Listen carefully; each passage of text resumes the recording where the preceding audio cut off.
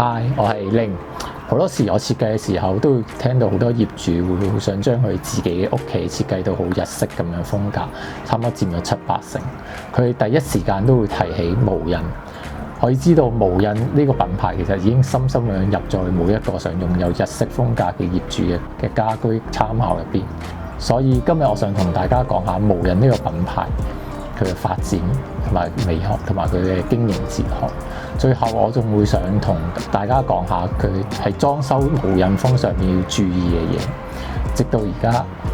無印良品已經喺日本國內已經有1100多間嘅門市，商品嘅種類高達7000多種，唔止美國、法國、意大利、德國，仲有瑞典、芬蘭、丹麥等北歐嘅國家，就連科威特同埋沙特阿拉伯都可以見到無印良品嘅身影。無印良品個名係取源於日文無印嘅兩個音節無同埋字。日文嘅原意係沒有記號嘅優質商品，佢哋想透過淡化品牌嘅意識，精簡佢哋包裝，優化生產嘅過程，提供高品質簡約嘅日常用品，推崇自然樸素嘅生活哲學。好啦，時間翻嚟1980年嘅日本，喺嗰陣時經濟蓬勃，消費主義盛行。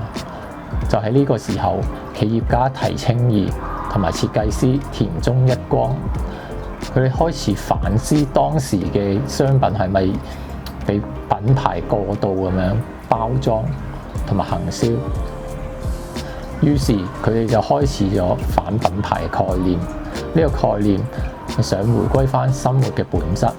剔除唔係必要嘅加工，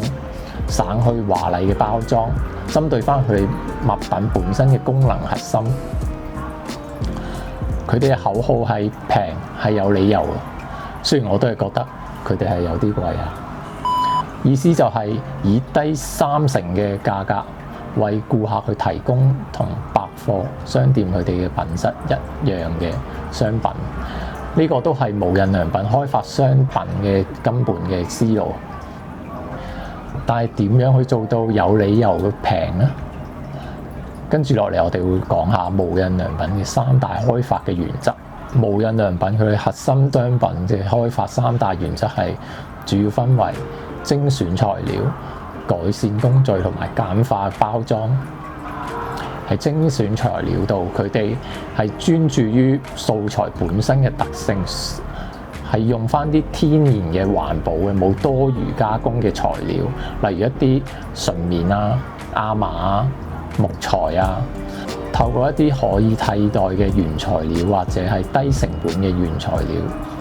降低對環境嘅負擔同埋可以節省嘅成本嘅。喺改善工序方面，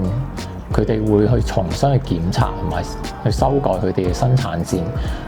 省去一啲唔係必要嘅加工步驟啦，例如一啲冇漂白嘅紙張，令到佢哋呈現米白色，簡化成個製造過程，減少啲組件啊，從而去令到降低佢哋生產嘅成本同埋浪費。喺改善工序方面，佢哋會重新去檢視同埋修改成個生產線，去省去一啲唔係必要嘅加工步驟。喺簡化包裝方面，會去除多餘嘅裝飾同埋一啲複雜嘅包裝，採用一啲純白色啊、牛皮紙色啊，即係會印翻係產品嘅名同埋基本嘅資訊，包裝簡約，直接係展現佢哋商品嘅特性，符合翻佢哋冇品牌嘅一個理念。無印良品喺日語裏邊有一句叫自己滿嘅説話，意思就係自我滿足。呢句同無印良品佢哋這樣就好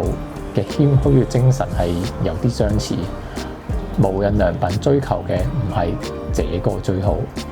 而係蘊含理性同埋滿足嘅這樣就好啦。這樣就好呢個理念唔係放棄，而係一個充滿自信嘅選擇，一種有所節制但係又充滿價值觀嘅。無印良品初期最具代表性嘅暢銷商品，唔講你唔知，原來係一種叫列菇嘅商品。佢就係一種香菇，因為乾燥裂開，形狀唔一致，可能有啲大有啲細，外觀唔完整嘅。但係佢嘅風味同香菇係一樣。喺嗰陣時候，大部分嘅地方販售嘅都係一啲乾香菇，形狀都係一樣啊，好靚啊！佢調查過啲消費者，大部分都係用佢哋嚟做一種熬湯嘅高湯嚟攞嚟買一啲香菇攞嚟煲啊！佢哋嘅形狀都係好靚啊，好完整，但係其實係冇咁重要嘅呢樣嘢。其次就係佢哋走訪一啲香菇嘅產地啊，發現挑選一啲完整嘅香菇係一件十分耗工嘅事。一啲裂開形狀又唔一致嘅香菇咧，係冇市場嘅需求。一啲菇農佢哋係只能夠去吸收翻做佢嘅成本，所以形狀完整啊，嗰啲乾嘅香菇咧係賣得好貴嘅。經過佢哋實地去走訪當地咧，同埋了解過使用者佢哋需求嘅無印良品，佢哋決定係將嗰啲裂開同埋形狀唔完整嘅香菇咧係混埋一齊，去符合翻佢使用者嘅需求。因為咁樣係能夠去降低翻佢哋成本，又可以去賣翻比完整嘅香菇低30%嘅價格。無印良品前會長松井忠三表示，佢哋與其去發明一啲商品，不如去發現需求呢個理念，透過將規格外、價格低過完整嘅香菇低30%嘅裂菇去進行一個包裝去銷售咧，解決咗呢個菇農佢成本嘅問題，同埋滿足翻呢個消費者佢哋煲湯呢個需求。啱先我哋都聽咗好多 Muji 嘅歷史，其實我哋都可以知道 Muji 嘅家居裝修佢哋嘅風格，其實都係貫徹翻佢哋本身嗰個理念同埋佢哋開發商品一啲原則係好相似。今日我就整理咗5種無印佢設計嘅元素去俾大家參考。第一種就係適當嘅留白，展現 Muji 嘅一種恍如空無嘅概念。根據無印良品藝術總監袁賢哉喺《無印良品設計》一書中嘅入面解釋，室町時期嘅後期發展出所謂嘅東山文化、書院建築嘅形成、茶道、花道、日式庭院、能劇，呢啲都係嗰時啊嗰個時代係臻於成熟。日本人喺嗰陣時候已經發覺，去除一切咩都唔要嘅嗰個樣貌，反而係更加能夠激發想像嘅一種力量。喺我哋屋企入邊，如果有太多嘅色調，反而係變得係好亂啊！冇一個統一，好似去咗遊樂場咁咯。你都希望放咗工嗰陣時，返到屋企係一種好放鬆咁樣嘅感覺。第二種就係以淺木色、淺灰色同埋白色為主要嘅基調。喺家私一般會用一啲橡木啊、枕木啊、杉木啊等，有時都會見到一啲無印會用胡桃木嘅，但因為胡桃木本身嘅顏色係比較深啊，用嗰陣時要特別嘅小心，尤其喺屋企嘅時候用得唔好咧，就會變咗好老氣啊。部分嘅牆身可以用灰色，但係又唔好用太多，咪時會變到成間屋都好暗啊，空間會變得好局促。第三點係採用多功能、靈活性嘅家具。我哋成日行無印嗰陣時，都會見到好多產品都係一個模組，一個一個咁樣可以自由配搭咁樣，因為佢哋日本嘅地方都係好細嘅，講求嘅空間嘅利用度係盡量係最大嘅。唔同嘅尺寸同埋靈活嘅家私咧，可以令佢變得適合